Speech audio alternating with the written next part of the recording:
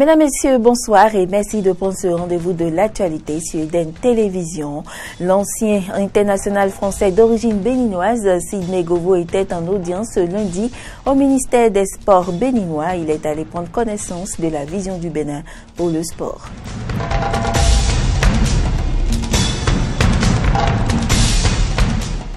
Le dépôt des RIB relevés d'identité bancaire par les étudiants à la DBSU a finalement commencé. Cette opération entre dans le cadre de la mensualisation du paiement des allocations universitaires. Et puis Angela Merkel n'a pas foulé hier le sol algérien. La visite de la chancelière allemande dans ce pays du Maghreb qui devait débuter ce lundi a été reportée. On évoque des raisons de santé du président Bouteflika.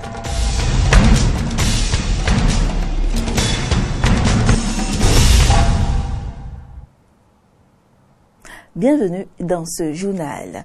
Ouvrons cette édition par cette information en bref. Plusieurs ambassadeurs étrangers ont remis ce matin le lettre de créance au chef de l'État Patrice Talon.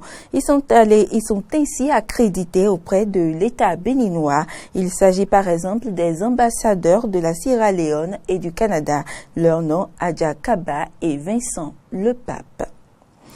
Le processus d'immatriculation des engins à 2 ou 3 roues a commencé par le dépôt des dossiers d'immatriculation dans les différents arrondissements du Bénin. L'opération va s'achever dans quelques jours et à mesure qu'on s'approche de la clôture, les retardataires se bousculent pour déposer les dossiers dans les lieux de leur choix. Une opération pas aisée à accomplir comme on peut le constater Fréjus Seoulan et Fréjus Fiossi à Godomé. Nous sommes ici à l'arrondissement de Godomé, dans la commune d'Abomey-Calavi où se poursuit l'opération de collecte des dossiers pour l'immatriculation des engins à 2 roues lancée le 5 décembre 2016 dans plusieurs villes du Bénin. Alors que l'opération doit prendre fin au terme de ce mois de février, les retardataires se bousculent pour déposer leurs dossiers. Ils ont demandé l'original de la moto, la pièce l'original de la moto.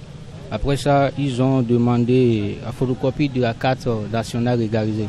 Donc c'est ça qui est dans ma main. Voici l'original de la moto et puis photocopie de la carte nationale. Après ça, on met une somme de 11 500 francs et ils nous donnent une quittance. Pour ces propriétaires de motos, le parcours pour déposer leur dossier n'est pas chose aisée et le calvaire démarre déjà par les difficultés rencontrées dans l'obtention de la quittance fixée à 11 500 francs CFA. Aujourd'hui, nous sommes lundi 20 février.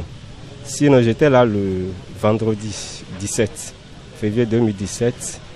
Bon, pour payer la quittance, tu dois t'inscrire sur une liste. D'abord, au niveau du guichet, il n'y a qu'une seule caissière. Donc ce qui nous a fait perdre presque toute la matinée. Jugée fastidieuse, l'opération semble pourtant être bien organisée. Il y a un monsieur qui est là, on lui remet les pièces, il vérifie. Quand il vérifie, il y a encore un monsieur là, on lui remet les risques. Donc il appelle les noms et on sort, on revient avec la moto et lui vérifie le numéro du châssis qui est écrit sur la moto. Après ça, il nous distribue encore les pièces. On se met en rang maintenant pour aboutir. Il y a une dame qui est là, donc elle prend les fiches Donc quand elle prend ça, elle fait quelques remplissages là et puis elle prend la quittance et elle nous donne je sais pas. Et elle nous donne pièces Donc c'est ça là qui prouve qu'on a effectivement déposé les pièces nécessaires pour pouvoir avoir la plaque de la moto. Même si le processus paraît lent, les citoyens ne se trompent pas. Il est nécessaire et urgent de se mettre en règle. Ils ont déjà dit que quand on ne fait pas la plaque, d'ici quelques temps, ils vont commencer par contrôler ça. Donc, la meilleure solution, c'est de faire ça en même temps. Sinon, quand ils vont commencer maintenant la phase de vérification, il y aura une répression. Donc, dans ce cas, on ne sait pas si encore ils vont réserver encore un cas de pénalité pour cela, on ne sait pas. Donc, quand on a les moyens, on est obligé de refaire en même temps. Je remarque que c'est dur. Bon, c'est pas rapide, parce que c'est rare. On est là depuis la 6 heures. Certains sont là même avant moi, certains sont venus à 5 heures. Mais jusqu'à présent, bon, ça n'évolue pas. Outre l'augmentation des effectifs de travail pour la célérité du processus, les propriétaires de motos rencontrés font d'autres doléances à l'endroit des autorités en charge de l'opération. Au moment où les plaques seront OK, que les numéros de chaque propriétaire de moto, qu'on puisse lui envoyer un SMS pour dire que son numéro de plaque est prêt. Après cette phase de collecte des dossiers qui devrait prendre fin ce mois, suivra celle de la fixation des plaques dans les plus brefs délais, nous a confié un des responsables en charge de l'opération sur le terrain. Les étudiants, quant à eux, ont commencé par déposer leur relevé d'identité bancaire RIB à la direction des bourses et secours universitaires DBSU. Ce constat était remarquable ce matin dans cette direction, non loin de l'université d'Abomey-Calavi. Cette opération se déroule dans le cadre de la mensualisation des allocations universitaires. Une mensualisation bien voulue par le ministère de l'Enseignement supérieur en vue, précise son communiqué, d'améliorer les conditions d'études de ces étudiants. Comment se déroulait l'opération de dépôt des RIB hier lundi et quel ressenti cela suscite chez les étudiants? La réponse dans ce sujet de Laurent Toninkes et Romaric Devauchy. Les universités autrefois payées en bloc aux étudiants seront désormais payées par mois. À cet effet, les étudiants devront déposer un ensemble de pièces parmi lesquelles leur relevé d'identité bancaire RIB. Mais quel est le constat sur le terrain? Franchement, tout est encore flou. Je suis venue me renseigner chez des amis qui sont ici pour savoir comment ça se passe. On ne peut pas dire que ça a commencé parce qu'il faut encore rassembler les choses. Il faut aller dans les départements, tu demandes à 7 personnes, on te renvoie ailleurs, on te renvoie ici. Et ça, donc on est encore embrouillé. On ne voit personne. Mais ce que j'aurais appris, ils ont dit que c'est... L'ouverture normalement c'est à 11h. 11h et ça finit à 12h30, 1h30 à peu près. Et si on voit l'effectif, c'est un peu gênant. C'est l'intervalle d'heures qu'ils ont donné pour le dépôt de dossier. Mais jusqu'à présent, il y a encore des idées différentes. Parce qu'il y en a qui disent que il y a une fiche là qu'on doit payer. Et c'est pas ici. Or sur la fiche ce qu'ils ont affiché là, c'est ici normalement on doit payer la fiche. Ils disent que après c'est à la DBSU. Là je suis un peu... Et là où le bas blesse, c'est que depuis là, au moins ils doivent nous envoyer quelqu'un qui va nous orienter. Et c'est là où le bas blesse. Moi je suis un peu gêné concernant l'affaire là. Dans le même temps, certains étudiants semblent ne pas accepter le paiement mensuel des allocations. Ils préfèrent le paiement en bloc qui leur rend mieux service. De façon mensuelle, c'est un peu compliqué parce que quand tu as le secours c'est 100 et quelques mille. On va te payer à peine 15 ou combien, 20 000 peut-être par mois. Alors que si on te remettait ça en gros, c'est mieux. C'est consistant, ça te permet de mieux gérer tes revenus. Bon, ce que tu as à faire quoi. Dans la répartition des bourses, suivant les mois là, moi je crois que ça ne convient pas à l'étudiant béninois parce que nous sommes déjà habitués à prendre la bourse en bloc. Mais de toute façon, je ne condamne pas trop le système là. Mais on n'a plus d'autre choix que de s'adapter à ça. En attendant le dépôt des dossiers, c'est dans l'application effective de cette mesure qu'autorités gouvernementales et étudiants feront le bilan. Et restons dans le registre éducation, 9%, 16% et 30%. Ces taux de réussite aux différents examens nationaux 2016 n'avaient laissé personne indifférent. Ils matérialisaient des échecs massifs à ces différents examens. Des échecs que ni élèves, ni enseignants, ni parents d'élèves ne souhaitent plus revivre. Et ils ont leur petite idée sur la façon d'éviter cela. Année scolaire 2016-2017. Comment éviter les échecs massifs aux différents examens? C'est un sujet de Ibrahim Orunam et Damé Pedro. Je m'appelle Somadago Fiacre. Fiacre est élève au CM2, cours moyen 2e année au complexe scolaire Bégamin Sud. Fini les vacances, c'est désormais la rentrée, place au travail et Fiacre se dit confiant. Oui, je suis prêt pour avoir le CP. Comme lui, ils sont nombreux à être conscients du faible taux de réussite obtenu aux derniers examens nationaux. Et pour renverser la tendance, ils ont leur petit secret. Arrivé à l'école, je dois apprendre mes leçons. Je dois réciter mes leçons au maître ou bien au directeur. Je dois travailler pour être le premier avant d'aller au CP. Quand je vais à la maison, je prends mon cahier et pour réciter les leçons qu'on a fait dans la journée. Je dois apprendre mes cours, faire mes exercices, avoir tous mes documents à ma disposition, travailler, ne pas bavarder en classe, ne pas rater les cours et suivre les conseils des professeurs. Il faut que je me donne au travail, avoir tous les documents à ma disposition et suivre bien en salle et puis écouter bien ce que le prof dit pour pouvoir passer à mon examen. Promesse de réussite donc de la part des élèves et écoliers. Du côté des enseignants, les dispositions sont prises pour les y accompagner. Les dispositions que nous prenons, vous avez vu ici à Bégamé, très tôt, le premier jour de la rentrée, nous on a commencé les cours. Les cours sont commencés les premiers jours de la rentrée. Donc ça veut dire quoi? Ça veut dire qu'il y a le temps d'apprentissage qu'il ne faut pas charcuter. J'ai fait un retour au secondaire. Cette rentrée, j'ai pris quelques classes de terminale A, B, pour enseigner le français. C'est déjà le premier pas que j'ai fait. Pour ces enseignants, certains parents d'élèves sont en partie responsables de l'échec de leurs enfants. Mais ils interpellent les autorités quant au système éducatif. Quant aux parents, si les enfants échouent aujourd'hui, c'est un peu leur faute, chacun de sa part. Si déjà à la maison, l'enfant ne sait pas qu'il faut se réveiller assez tôt, faire son lit, faire la vaisselle, faire la lessive soi-même, balayer sa chambre, je pense que le bien faire à la maison amène à bien faire à l'école.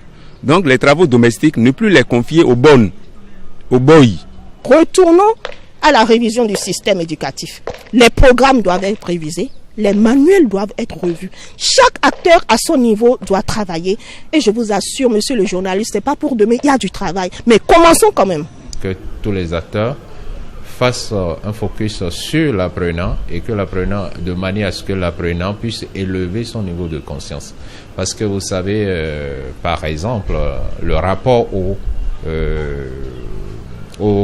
nouvelles technologies et aux réseaux sociaux n'est pas le même d'hier à aujourd'hui.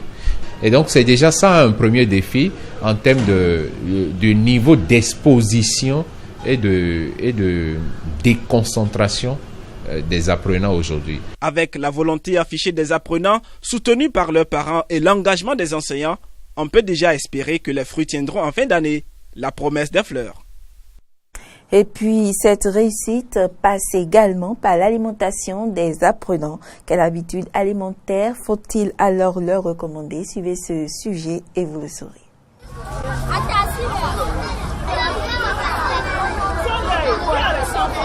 Il est 10h15. Nous sommes à l'école primaire publique de Siké Sud. C'est l'heure de la récréation.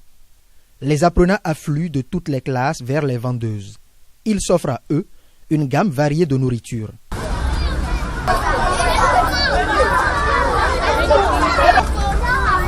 Ici, l'enseignant n'influence pas le choix et la quantité du plat. Mais il n'en demeure pas moins vrai que le choix des principaux repas de la journée répond à des critères et principes diététiques. Ces repas principaux doivent être équilibrés et sains. Donc, dans le plat, il doit avoir un tiers de féculents, dont le riz ou le maïs et ses dérivés, le pain, l'igname, le spaghetti et autres. Ce repas doit être aussi constitué d'un tiers de viande ou poisson ou haricots ou œufs ou soja. La troisième partie doit être constituée de fruits et ou légumes. L'écolier doit adopter une bonne alimentation qui lui permettra de couvrir ses besoins nécessaires pour une bonne croissance, le maintien de sa santé et pour le développement de bonnes habitudes alimentaires. Les principaux repas de la journée devraient être complétés par des collations. Les collations, c'est collations qu'il prendra à l'école. Collation entre le repas du matin et du midi, il va prendre une collation de 10 heures. Entre le repas de midi ou du soir, il doit prendre une collation de 16 heures. Pour les collations, les enfants doivent prendre des produits laitiers ou fruits.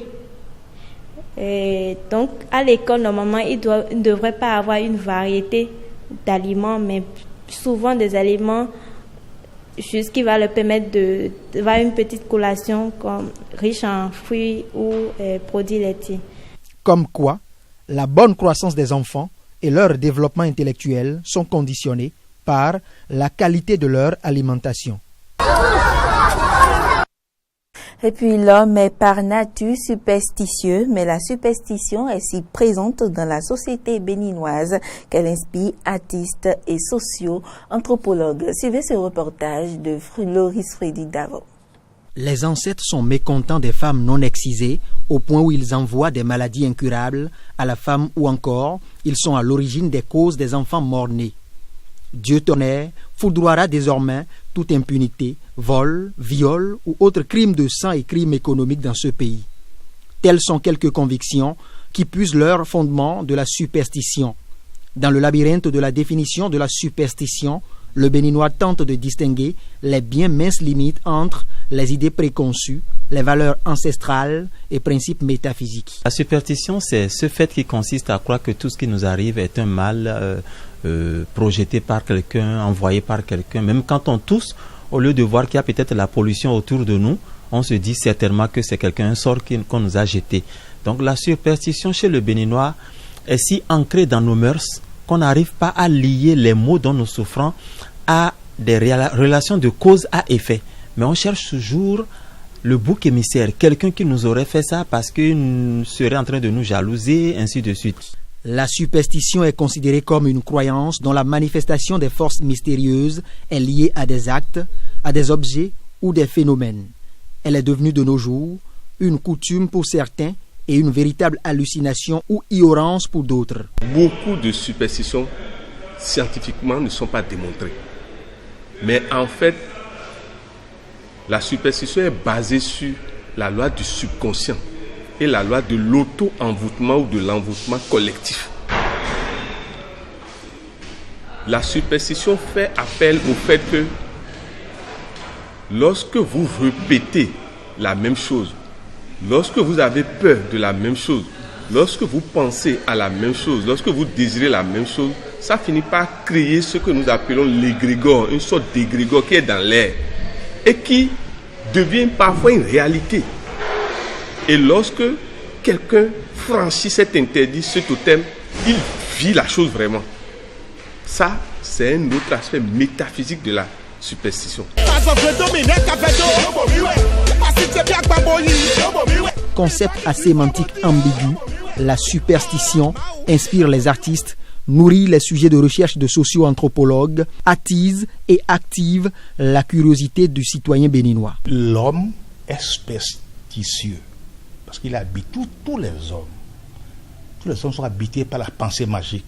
Nous, c'est une question de degré. Tous les hommes. Parce que si vous allez un dimanche que vous croyez un Dieu, pas vous dire je vous salue Marie. Vous n'avez jamais vu Dieu. Hein? Vous n'avez jamais vu Marie. Vous croyez que Marie est montée aux cieux, son corps, son âme. Vous croyez que le Fils de Dieu est monté aussi aux cieux. Mais qu'est-ce que c'est ça? C'est une foi que vous croyez. Hein? Comme on dit, mon père dit, nous et Dieu, on l'a méga. Ce que vous croyez, on peut l'appeler superstition. Il faut nous guérir des superstitions. Il faut nous guérir des conduites d'échec. Il faut nous libérer de ces conceptions rétrogrades de Dieu ou des dieux. Que Dieu nous punit, ou les dieux nous punissent, le vaudou nous punit, le sort nous punit, non, Dieu ne punit personne. Il est donc nécessaire d'éclairer et d'instruire les citoyens, de briser les glaces métaphysiques qui séparent le peuple de la connaissance pour dissiper les frontières rigides de l'ignorance et de la superstition. Hors du Bénin à présent, Angela Merkel n'a pu se rendre en Algérie hier comme le prévoyait son agenda. La chancelière allemande a reporté sa visite en raison d'un problème de santé de son hôte, Abdelaziz Bouteflika. Le président algérien souffre d'une bronchite aiguë. C'est un communiqué de la présidence qui le précise. On ajoute que Bouteflika est âgé de 119 ans et ne fait que de rares apparitions depuis son accident vasculaire cérébral de 2013, mais qu'elle devait avoir des échanges avec Bouteflika sur les sujets liés à l'immigration et au terrorisme, entre autres. Retour au Bénin de Sidney Govou. Il était reçu en audience hier par le ministre des Sports Oswald Omeki. L'ancien international français d'origine béninoise a ainsi pu prendre connaissance de la vision du Bénin pour son sport, vision axée sur le projet des classes sportives et celui de création des académies départementales de sport, entre autres. Le soutien multiforme de Govou pour la réalisation de ces projets a donc été sollicité. Mesdames, Messieurs, ce sera tout pour cette édition. Merci pour l'attention et à demain.